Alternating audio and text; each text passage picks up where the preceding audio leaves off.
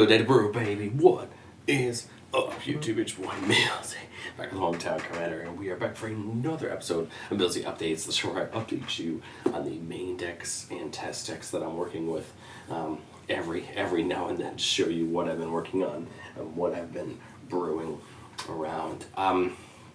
This week we only have one new deck because we're starting Doctor Who content next week. I'm really excited about that. I hope you guys will check that out. I've got a bunch of new stuff coming. So we're doing 2 updates this week, and we have a Brawl deck coming later this week. So I hope you guys are ready for that. But today, we're talking about Alela, Artful, Provocateur. This is a deck that I've tested a few times in different iterations. And outside of Jetmir, which is probably my favorite token deck I've ever built, I've tried to find other token decks that aren't that same style. You know, Jetmir is very different. It's a little bit more of aggressive a token deck. If you look back on the channel, I just did an update video on that one a week or so back. But I kept coming back to Alela because I like the style. I like the style of getting these tokens on cast of artifacts and enchantments. There's a lot of enchantments that can buff our creatures. There's a lot of, mana rocks and things like that we can use for the artifacts. So getting a token out of it feels great.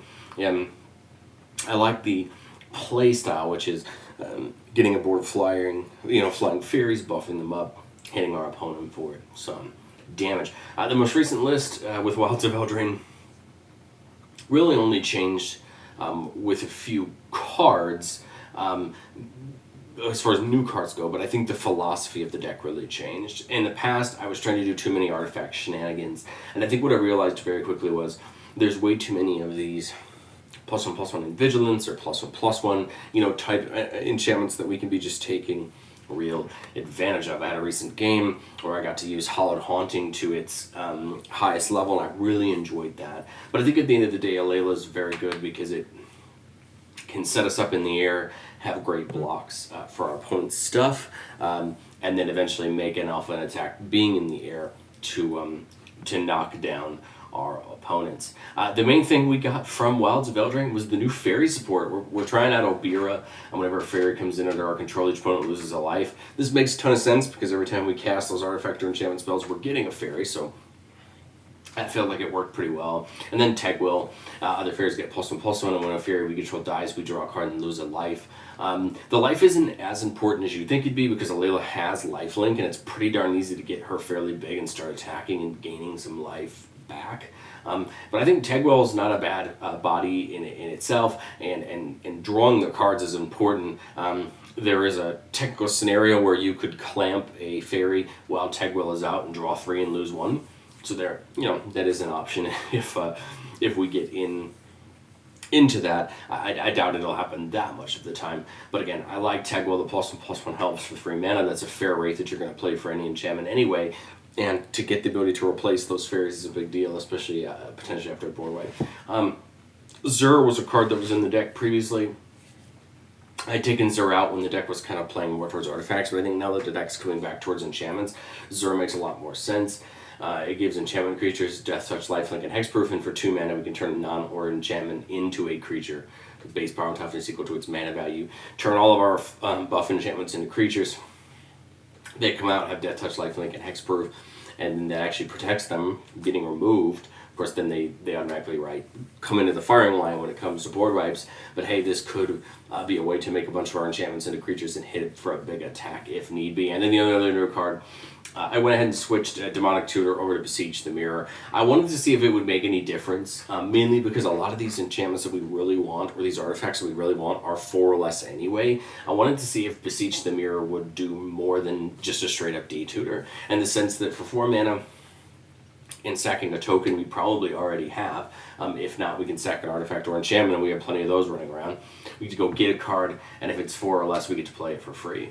So I like it. I think it will end up being better for us overall. And then I ended up taking out... the other thing was, I think I had Diabolical Intent in there already. If I didn't, it made sense. We're going to have the Faerie tokens lying around. Why not use them instead of going just full unconditional tutor? We still have that with the Enlightened and the BAM. But I wanted to try out these more dependent on sacrifice tutors to see if we can get the right things. Coming out of the mana base, I tried my best to, in most of my decks I have the fetches, so I play the fetches and the shocks. This deck plays the 3 artifact single color lands because we're playing things like Cranial Plating and Nettle Cyst, which care about the amount of artifacts we have. We're also playing Glimmer Void, a land that at your end step, if you control no artifact, beginning of any end step, if you control no artifacts, we sacrifice it, but it can tap for 1 mana of any color. I like this a little better than like Spire of Industry, just because you don't have to take that life for it. And again, we're going to have enough artifacts laying around with all the different things we have, mana rocks, other things. I like it. And then through the Arcane Sanctum in there, just as another way to get any color you need. Urza Saga is great. We have a bunch of Saga targets in the deck, so it always works out pretty well. And then add the Pain lands. I just like them. I think they work pretty well. You don't mind paying the life if you don't have to, especially in this deck where Alela is going to just get us some life back no matter what. Well, we talked about moving it from an artifacts deck to more of an enchantments deck, so up to 32 enchantments in the deck, and most of them are going to be buffing or combat-oriented enchantments. Some of them aren't. Like we talked about last week with the Auras decks, All That Glitters and Ethereal Armor. All That Glitters is strictly better for the deck because it takes into account artifacts and enchantments, whereas Ethereal Armor is just enchantments. But again, both are perfect targets for Alela. She has lifelink, meaning whenever she does damage, even if she gets blocked, we're still gaining that life back, and it's going to help kind of keep us afloat and allow us to be aggressive attacking without worrying about getting hit down too hard. Annoying Procession, double the amount of tokens we make, those fairies off of Alela or the Hallowed Haunting Spirits. Authority of the Consuls and Blind Obedience play a very similar role.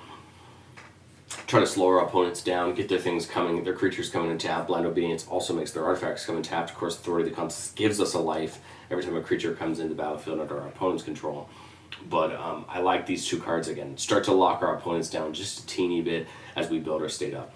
Biotransference is a card that was in here when the deck steamed a little bit more towards artifacts, but I think it still makes a ton of sense. It says creatures you control are artifacts in addition to the other types. Same is true for creature spells you control and creature cards you own that aren't on the battlefield. And then whenever you cast an artifact, you lose a life and make a Necron Warrior artifact creature token.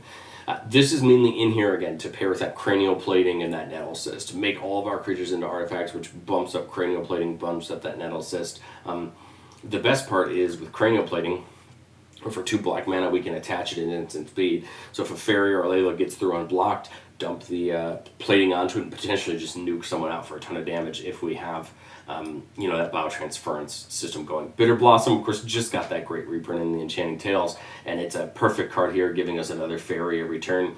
And again, since we care a little bit about those tribal Faerie synergies in some of our enchantments that buff creatures are going to only buff fairies, so I think it makes a ton of sense. Copy Enchantment. I think I realized I'd always played Mirror Maid in this deck, but I'd kind of always left out Estrid's Invocation and Copy Enchantment. Both things come in Copy and Enchantment. Estrid's is one we control. Copy Enchantment is anything on the battlefield. And I think these guys are important. One, because Copy Enchantment and Mirror Maid can both hit our opponent's enchantments as well, which is important. We can get a Smoldering Tithe or a Six Study or what have you. But Estrid's I like because every turn, start of our turn, we can have it blink and come back as a copy of something else. Basically, if we need to copy something for the turn, get an extra buff, get an extra ability, we can do that. Darksteel for a little bit of removal.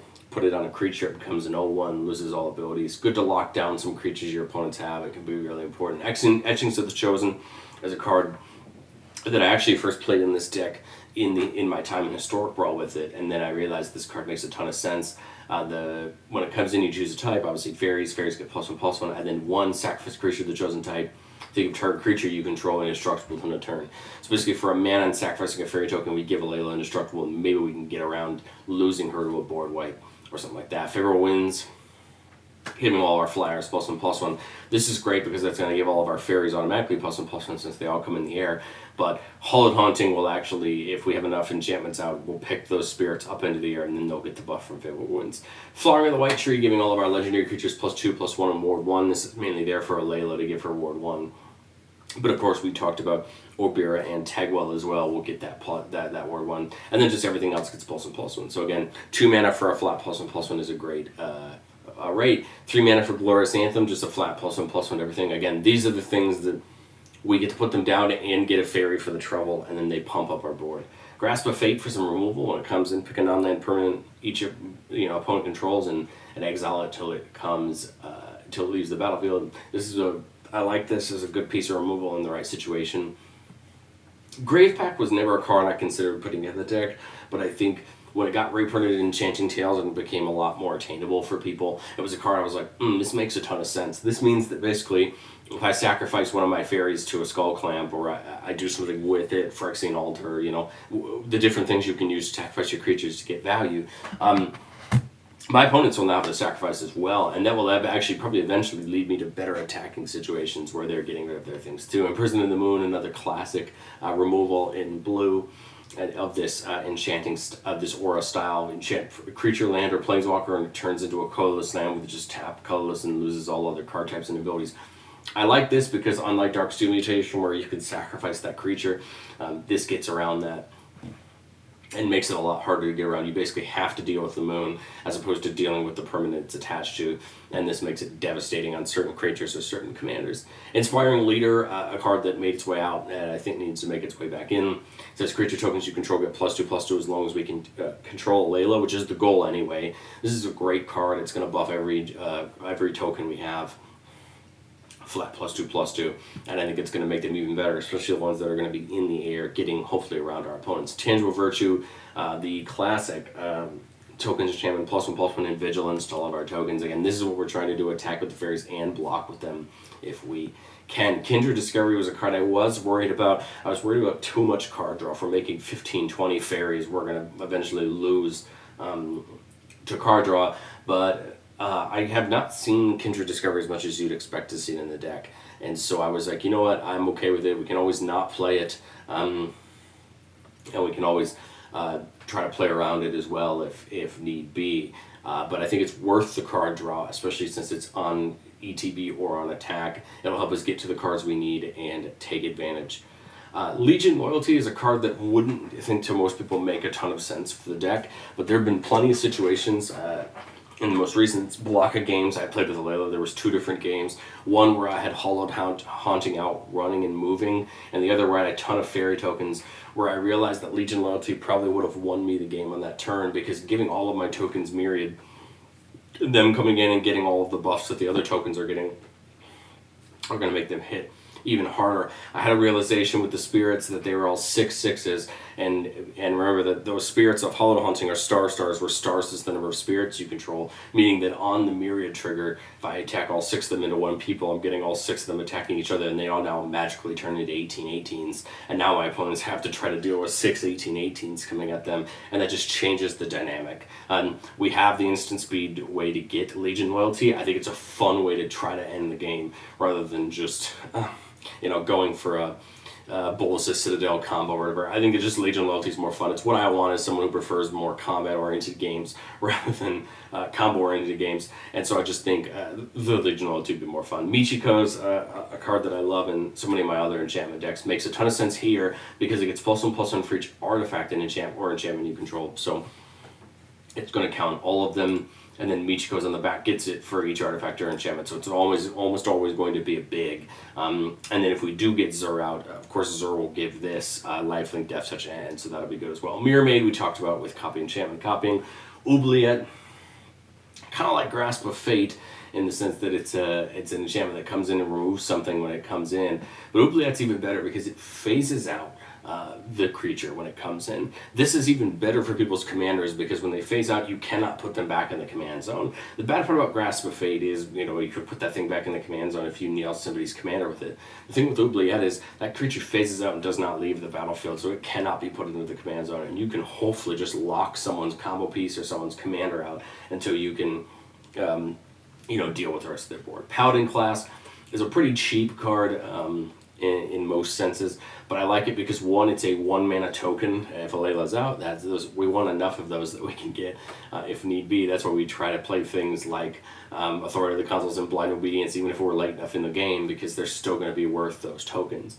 But for 3 mana, it goes up to giving us flat +1/+1, and then if we pay the 5 to get it up to level 3, I have actually been able to end a game with the 3rd level. It says whenever you attack until end of turn, target attacking creature gets +1/+1 and double strike for each other attacking creature. You give that to Alela, swing her at someone who doesn't have a flying blocker, and most of the time you're probably just going to end the game on commander damage, or that player's game on commander damage right there.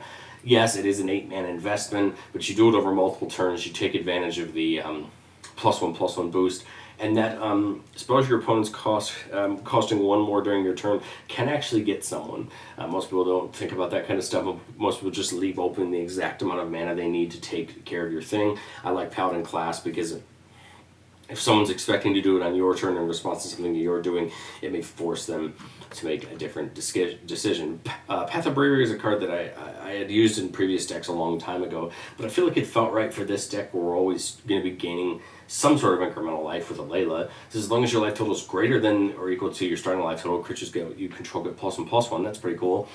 So obviously if we're at 40 or above, +1/+1, but it says whenever one or more creatures you control attack, you gain life equals the number of attacking creatures. Well, this is great because we attack with a bunch of creatures, we gain the life, and they could get that buff then mid-combat once we hit that life threshold.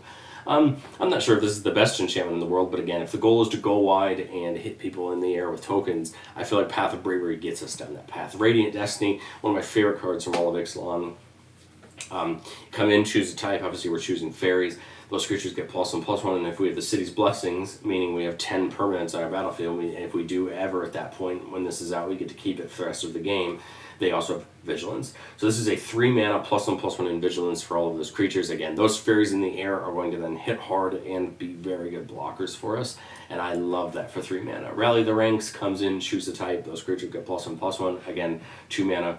Well worth that ability. Reconnaissance Mission, I thought about playing more of these types of abilities. I believe I bind the Thos up in the artifacts, and we'll talk about that when we get there. Whenever a creature we control deals damage to a player, we can draw a card.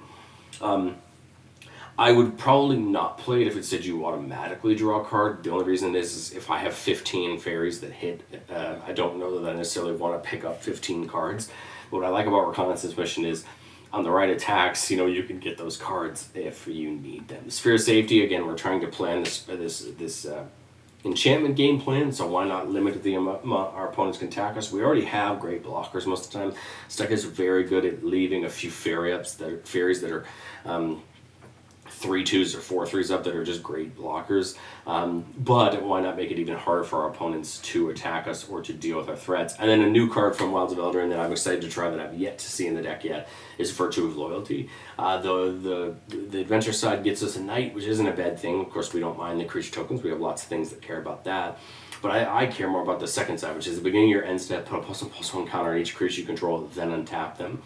This is the effect that I'm interested in, and I'm very interested in paying 5 mana for it. It effectively gives them all vigilance if they're not tapped already, and it will give us +1/+1 counter on each of them.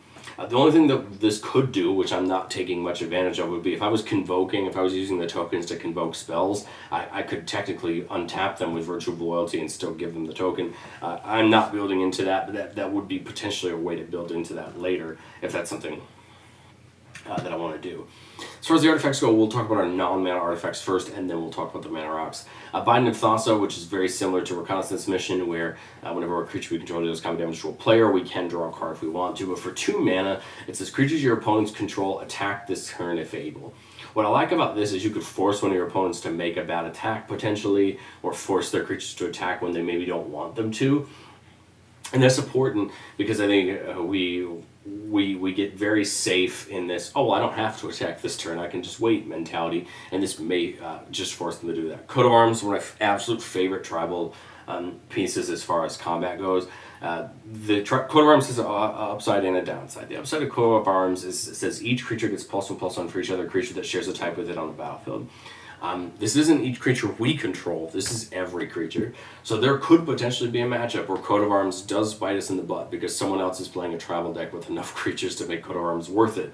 But again, we're playing a deck where most of our tokens are in the air, and this is going to make it way harder for our opponents to deal with. When we have 4 fairies out, those are now all +3/+3, and that's going to be even harder for our opponent to deal with. We talked about Cranial Plating and Nettle Cyst, and again, they're both great. Cranial Plating giving +1/+0 for each artifact, and Nettle Cyst giving +1/+1 for each artifact or enchantment we control. These are absolutely great pieces of equipment. They both do really great things in buffing up creatures, and I like Cranial Plating a little bit more. Yes, it's restricted to artifacts, which could hurt us a teeny bit. That's why we would want something like Biotransference out. But it can be equipped at instant speed, and so if Alela goes unblocked, it could be a way to chunk in for a bunch of damage. We talked about our creatures dying for effects, and we are playing the Phyrexian Altar. We always have in the deck because we want to potentially use those tokens for mana, especially if we can't attack with those ones that came in this turn. We could use them to get another enchantment or two down to buff the ones that have already been there. Skull Clamp, pretty much well played in these token style decks. Give a creature +1/-1, and when that creature dies, draw 2 cards.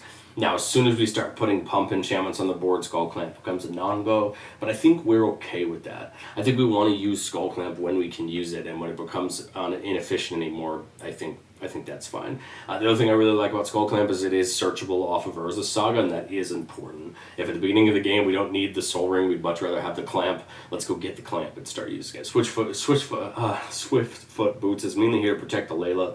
Alela will be a lightning rod for removal because she is everything to our strategy as far as getting new tokens out. So why not get the boots on there and help her out. The only reason I don't have Greaves in here as well is because I don't want to give her Shroud and then have to open up situations where I have to take the Greaves off of her to attach things to her and then run the risk of someone removing her in the meantime. I'd much rather just keep the Hexproof on her and then be able to still, enchant her with all that glitters or ethereal armor or use the cranial plating to do the things that I want to do. The One Ring, it's a card that's been very well used in other formats, and I think it makes a lot of sense in this deck because we gain a ton of life. Again, Alela will gain us incremental life turn to pay for the One Ring, but again, draw some cards, get into our important things, and keep drawing. It does have Indestructible, which is nice, and it does give us that protection the turns it comes down, which could protect us in a combat scenario. Time Sieve is left in here from the version of the deck that was a lot more enchantment or artifact focused. But Time Sieve is in here exactly for biotransference because if we make all of our creatures into artifacts, Time Sieve says sacrifice 5 artifacts, take an extra turn. What that means is we can just sacrifice 5 of our tokens and take an extra turn and then continue to attack our opponents that way. And then a card I cannot believe wasn't in this deck to begin with, because the more you think about it, the more it just makes sense, and that's Whip of Erebos, giving all of our creatures lifelink. This will probably just end a game over a course of a couple turns by just us gaining more life than our opponents can deal with, and then we're dealing the damage at the same time. And for 4 mana, we can bring a creature back and give it haste from our graveyard. That's not as important, but I think 4 mana giving everything lifelink is really important, especially when I get a token for casting it. And it's giving everything a lifelink and not just, my flyers are not just my tokens. I can't believe I didn't have it in here to begin with, and I have yet to see it once I, kind of redid the deck, but I expect it to look really good once I do eventually get to see it. Getting them into the spells, the one we didn't talk about, Anguished Unmaking, Deadly Rollick for removal. I'll be 100% honest, Darksteel Mutation, Imprison the Moon, Oubliette, Grasp of Fate, they all do a really good job at removal. And I don't think we need much more than them. I realized we didn't talk about the Mana Rocks. Arcane Signet, Heraldic Banners in here specifically for Alela's fairies. They are all blue, so what you do is you put this down, call blue, and all those fairies get +1/+0, and then it taps for mana. Midnight Clock, one of my favorite Mana Rocks in this deck, because in the early game, it kind of stinks. You have to shuffle your deck back in and get a fresh 7 when you could potentially have good things in your hand, but late game, this could just refresh your hand, give you a whole new set of gas. And what I like about this is later in the game, if you, let's say you have the Kindred Discovery working and you're drawing too many cards, you could potentially put those cards back in, your deck and feel a little bit safe.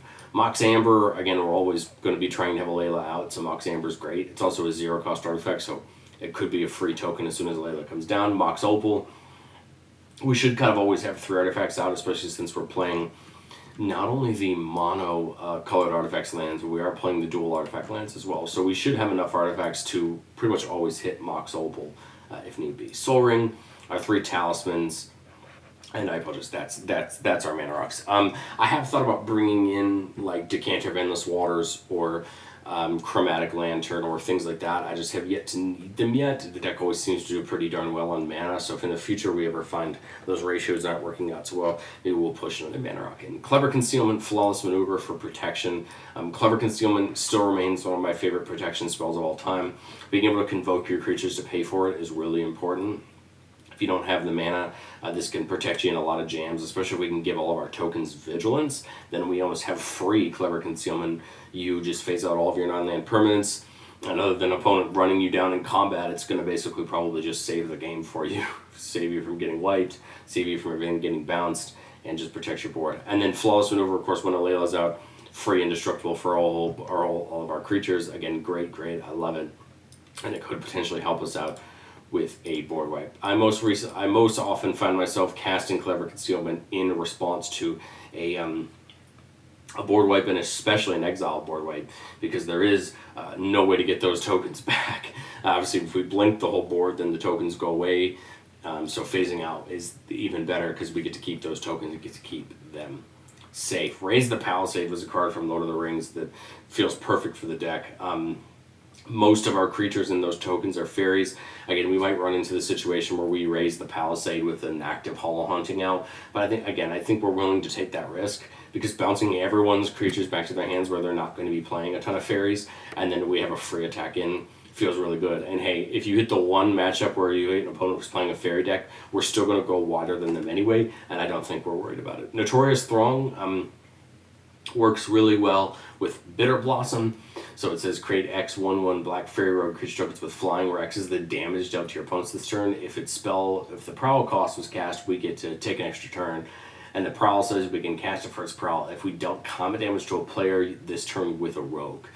The only thing that I know of in the deck that makes that rogue token is the Bitter Blossom. It makes fairy rogue tokens. So if we see this in our opening hand, I almost always will, use the Enlightened or the Vamp Tutor for that Bitter Blossom, get that set up so we can use this as another way to alpha and attack and win the game.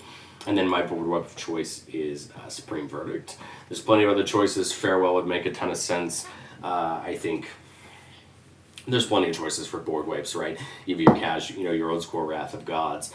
Damn would be a fun board wipe. It's one of my favorite cards by name, and it of course fits our colors. But I like Supreme Verdict. It can be countered, and it's going to take everything out. And I feel like if worth the point of wiping the board, we want to wipe that board. I'm not worried about what I have on the battlefield. I just want to wipe it. Raise the Palisades is more of an offensive board wipe, whereas Supreme Verdict is a just clear the board and stabilize. But let me know, what do you guys think of Alela down in the comments. We did look at Alela being a little bit more fairy focused a few weeks ago on the channel, and that did influence me on putting Tegwell and Obira on the list, because I think it made a ton more sense. But again, this is taking almost all of that away, going for more pure value and trying to get those tokens set up, and this has quickly become one of my favorite token decks, if not tied with Jetmir, just for what it does. It's a little bit different, but I like getting to use some of those blue and black spells that you don't get to use in Jetmir and Naya, and so I like it because although they share white, they feel like radically different decks, and I feel like I can play both of them and not feel like I'm doing the same thing. But let me know what you guys think down in the comment section below, and I will catch you guys next time.